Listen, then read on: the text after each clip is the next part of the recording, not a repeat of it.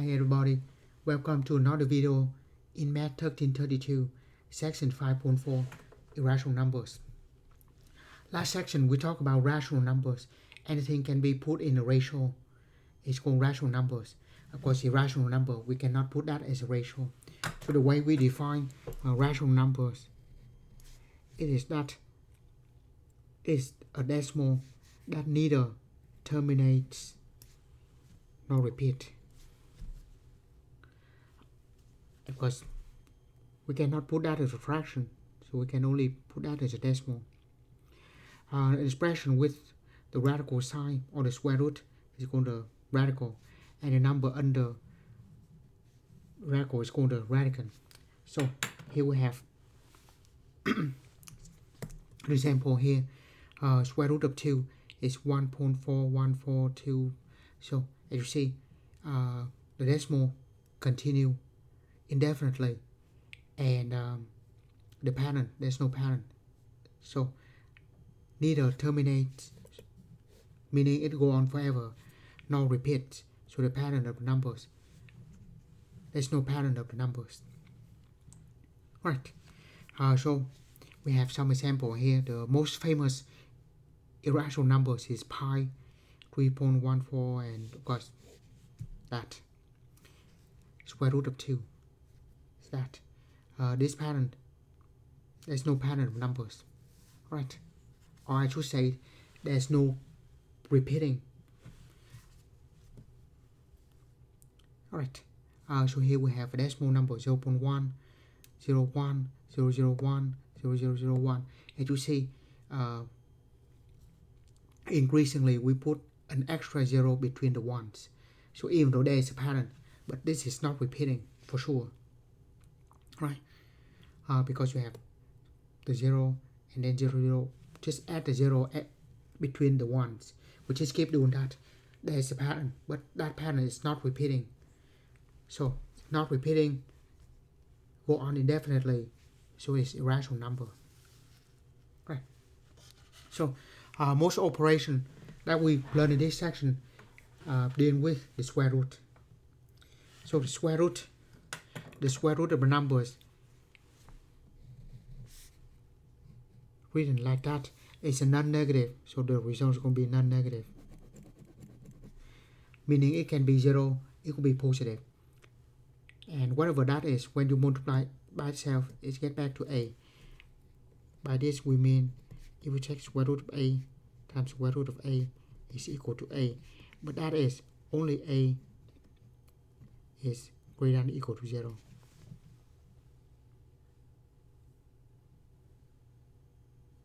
Now, for n need two positive numbers, so square root of a times b, square of a times square of b. So we can split the square root in the product and in the quotient. So simple as that. Let's take a look at this square root. Right, how do we simplify square root of 40? Right, so we do the prime factoring of 40. 2 and 20, 2 and 10, and 2 and 5. So of course it's going to be 2 cubed times 5. But instead of writing like that, I will write all the prime factors. 3 of the 2 and 1 of the 5. Now, the rule to simplify this is for every pair of a number, we can factor out 1. So they are a pair of 2, so 2 come out, and 1, 2, and 1, 5 left. 2 times 5 is 10. Right, so just like that. Now the 100, 200. Of course 200, you can say 2 times 100, and square root of 100 is 10. So 10 square of 2. But still a long way. 50, 2 25, 5 times 5. right? So 200 is square root 200 is 3 of the 2 and 2 of the 5.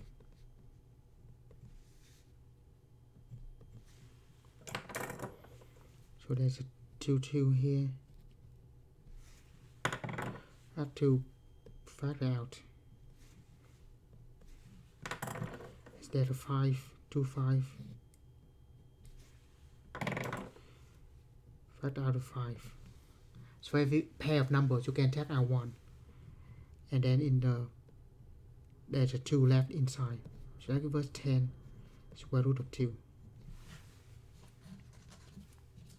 So just like that.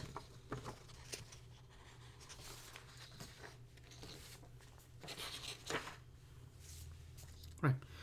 Square of 26. So 26 divided by 2 is 13. And 13 is prime. So we're just gonna say 2 times 13. And since there's no pairs numbers, so both of them stay inside. So just have to square 26. So that's all we have. Right. Next, we find the product and the quotient. So simple that we can bring both of them inside one square root. And that gives us square root of 12. Now let's see if we can simplify it.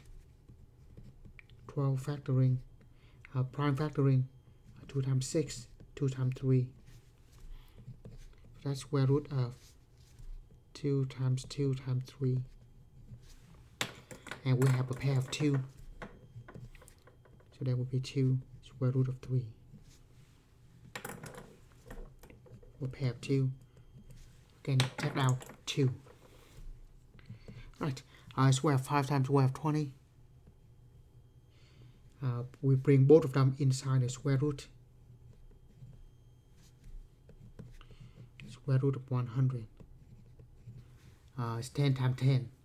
So this is equal to 10. But if we want to do the long way by prime factoring,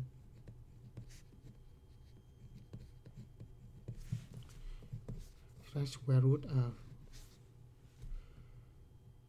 2 times 2, 5 times 5. So that is a pair of 2 and a pair of 5. So a 2 come out, a 5 come out. There's nothing left. So that's just 10. Right? Simple enough. Same thing when we divide. Bring both of them inside the square root. That gives us square root of 9. For this we don't need to do prime factoring. That's easy. Just 3.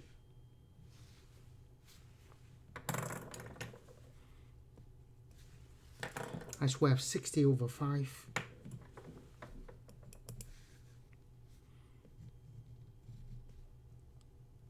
Bring both of them inside the square root. And then 60 divided 5 is 12. And we only did simplify square of 12, which is 2 square of 3.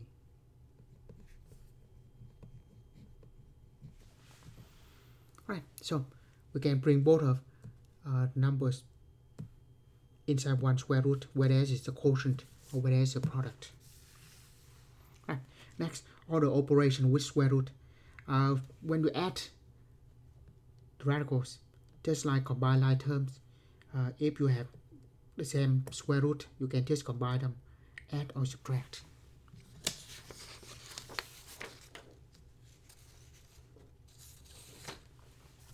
Right. Find the sum and the difference.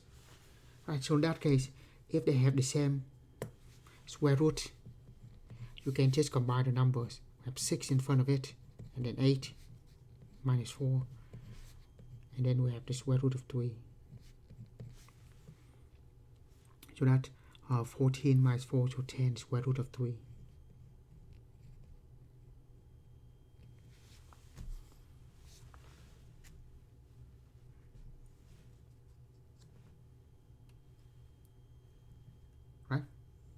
So just like that.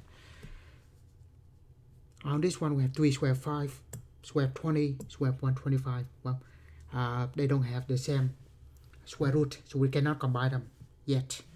So what we do is try to simplify. Maybe they do have the same square root. I mean 22 times 10, 22 times 5. So 20 is square root of 2 times 2 times 5. We can take out the 2 and then square 5 inside. 125 is 5 times 25. So this is square root of 5 times 5 times 5. And for every pair of 5, we can take out 1. And then the 5 remain inside. So that's what we have. So 3 square root of 5 minus square root of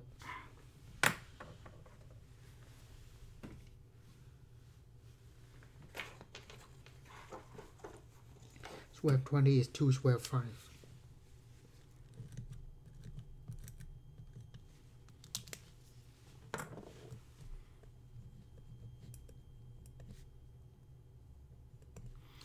And then there's a 4.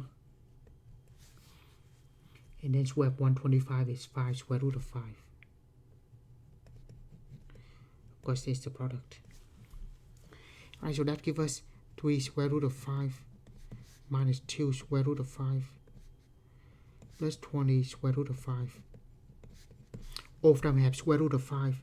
Just combine the numbers. 3 minus 2 plus 20 square root of 5.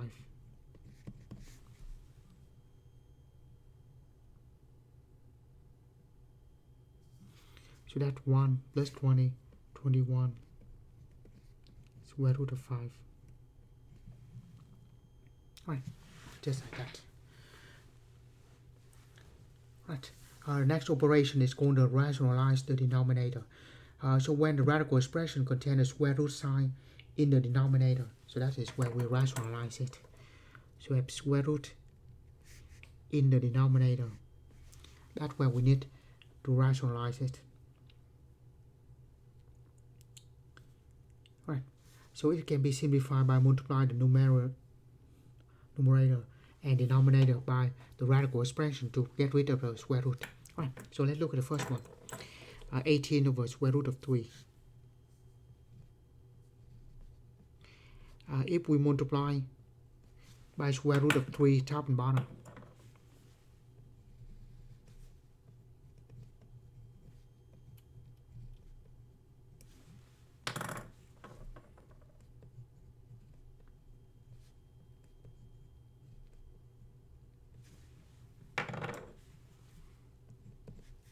so that gives us 18 square root of 3. Square of 3 times square of 3. That by definition is going to be 3. Now 18 and 3 can simplify.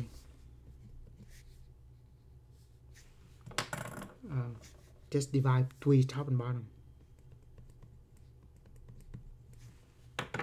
Or 18 and 3 cancel out. We have 6 square root of 3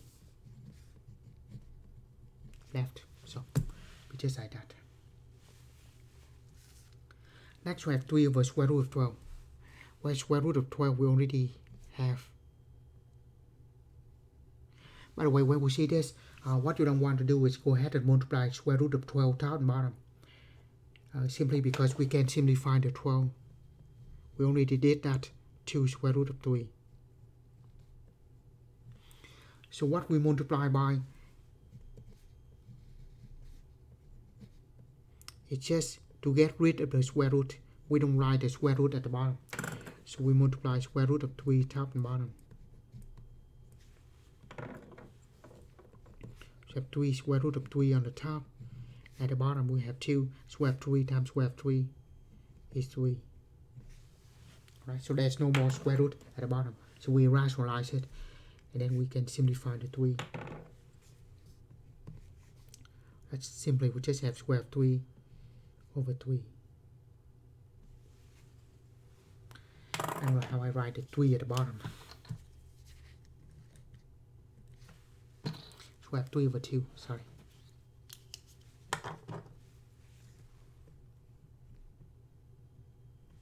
Right. So, just like that. Next we have 5 over square of 6. Remember, we can split the square root. It's perfectly fine to have square root on the top. We just don't want, usually we don't want square root at the bottom. Right? And square of 6, there's no way we can simplify it. So simply here we just multiply square of 5. I'm sorry, square of 6, top and bottom.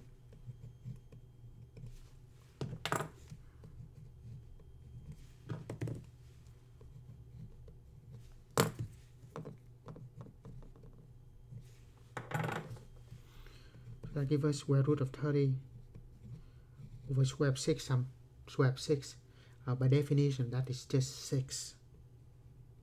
Of course, if we want to square of 6 times square of 6, we can bring both of them inside. And of course, we have a pair of 6, we take out 6. Of course, we can do it like that as well.